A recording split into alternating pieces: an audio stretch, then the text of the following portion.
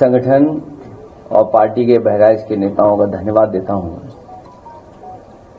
कि इस गंभीर समस्या को लेकर के लीडर ओपोजिशन जी से मिले थे वो, और कल ही जब मेरी आदरणीय माता प्रसाद पांडे जी से बात हुई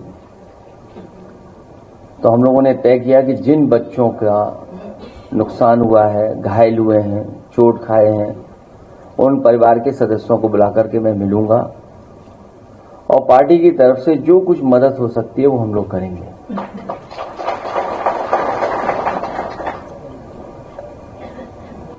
जब से भारतीय जनता पार्टी की सरकार उत्तर प्रदेश में बनी है, जानवरों का आतंक हर जगह देखने को मिल रहा है, चाहे हमारे गांव हों, चाहे हमारे रहसी इलाका शहर हों, और चाहे हम नोएडा गाजियाबाद की कभी कभी खबरें सुनने को मिलती हैं, वहां से भी खबरें आती हैं। और आपको याद होगा कि जिस समय चुनाव चल रहा था, देश के प्रधानमंत्री जी ने कहा था कि उत्तर प्रदेश में जानवरों की समस्या का समाधान हो जाएगा, और उन्होंने अपने भाषण में भी ये कहा कि हमारे पास पूरा रोड मैप तैयार है, इस समस्या का समाधान तुरंत हो जाएगा। लेकिन इधर हम लोग देख रहे हैं हर दिन कोई न कोई एक्सीडेंट हो रहा है, जो सड़कों पे जानवर हैं उससे जान जा रही है। हमारा एक साथी जो यहां खड़े होकर के कह रहा है, ये सच्चाई है कि पूरे उत्तर प्रदेश में लगातार जो छोटा पशु हैं, जानवर हैं, उनकी वजह से जान जा रही है। और इधर समाजवादी पार्टी ने विधानसभा में भी सरकार को जगाने की कोशिश की, टाइगर से, लेपर्ड से, जो हमारे जंगल के किनारे वाले जिले हैं उनमें समय समय पर जाने गई हैं, जिसमें बिजनौर है, पीलीभीत है, लखीमपुर है, आपका सीतापुर है, आगे बहराइच है, श्रावस्ती है, बलरामपुर है। इन तमाम जिलों में सूचनाएं हैं जहां पर जानवर आए हैं, जंगलों से निकल करके आए हैं और अटैक किया है, जिससे बड़े पैमाने पे लोगों की, किसानों की, गरीबों की जान गई। और इधर जो सुनने को मिल रहा है और देखने को मिल रहा है कि गीदड़ की वजह से पूरे के पूरा जो हमारा क्षेत्र है परेशान है, लोग भयभीत हैं, डरे हुए हैं। हमारे तमाम पत्रकार साथी भी मौके पे गए हैं, परिवार के सदस्यों से मिले हैं, उनकी बातचीत भी उन्होंने दिखाई है। और सरकार अभी भी गंभीर नहीं है। कभी सरकार ड्रोन उड़ाती है, कभी मुख्यमंत्री जी गोदी में बच्चे लेकर के ये साबित करने की कोशिश करते हैं कि सब बच्चे सुरक्षित हैं और हमने मदद कर दी है। और जब मदद भी की गई तो उसमें भेदभाव हुआ है। कम से कम सरकार को गरीब के साथ भेदभाव नहीं करना चाहिए।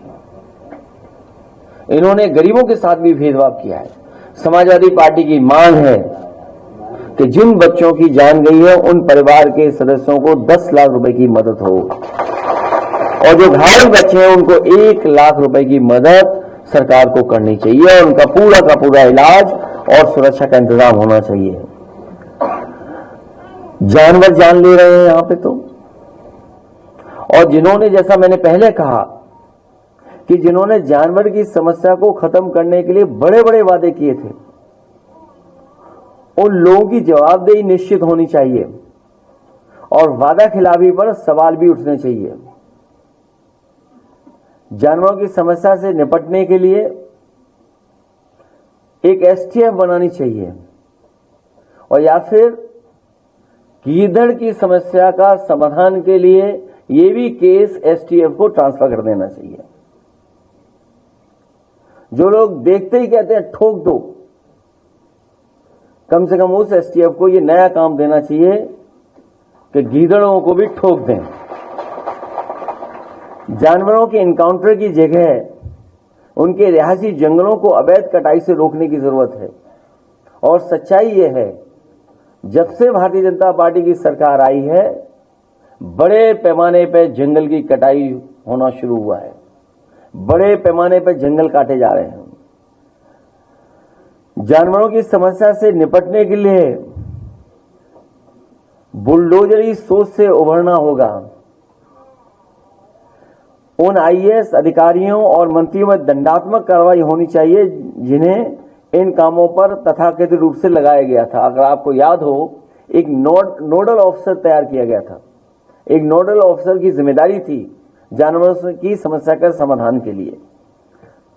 आखिरकार उन नोडल ऑफिसर पे क्या कार्रवाई हो रही है? क्या कोई दंडात्मक कार्रवाई सरकार ने की है कि नहीं किया? ये क्या सरकार करेगी उन पर? इस काम के लिए दिया गया अरबों का फंड कहां गया? क्योंकि वाइल्ड लाइफ मैनेजमेंट पे जो खर्चा होता है या समय समय पे जो सूचना मिलने पर सरकार खर्च करती है, आखिरकार वो अरबों रुपए का क्या हुआ पैसे का? क्या वजह है कि उनके अपने लोगों को बंदूक लेकर के निकलना पड़ रहा है? या हो सकता है कि जिन मंत्री का विभाग है उन्हें भी काम करने का मौका न मिल रहा, उन्हें काम करने न दिया जा रहा हो। इसलिए हमें उम्मीद है कि इन भेड़ियों की समस्या का समाधान सरकार जल्दी ढूंढेगी और अगर इन भेड़ियों को नहीं पकड़ पा रहे हैं तो ठोको नीति के तहत एसटीएफ को भी ये जिम्मेदारी दे दी जाएगी कि अगर एसटीएफ पे इतना ही भरोसा है और ठोको नीति इतना ही उन पे है तो ये केस भी उन्हीं को ट्रांसफर कर दें। क्यों रखें फॉरेस्ट डिपार्टमेंट पे? और जहां तक आप सवाल उठा रहे हैं, जो बात पूछ रहे हैं, उसकी गहराई में अगर आप जाएंगे, जो एसटीएफ के लोग हैं, सुनने में आ रहा है और जानकारी मिल रही है कि अगर 11 एक तरह के लोग एक तरह से हैं तो उनमें से सबसे ज्यादा अगर कहीं हैं तो जौनपुर के लोग हैं। और जौनपुर में किसने पोस्ट करवाया है, ये सबसे बड़ा सवाल है जिसका हमको भी ढूंढना है कि आखिरकार कैसे कैसे पोस्ट हो रहे हैं जौनपुर के ही सब। लेटेस्ट अपडेट के लिए हमारे चैनल न्यूज इंडिया फर्स्ट को लाइक, शेयर एंड सब्सक्राइब करें एंड यस, बेल आइकन को प्रेस करना ना भूलें।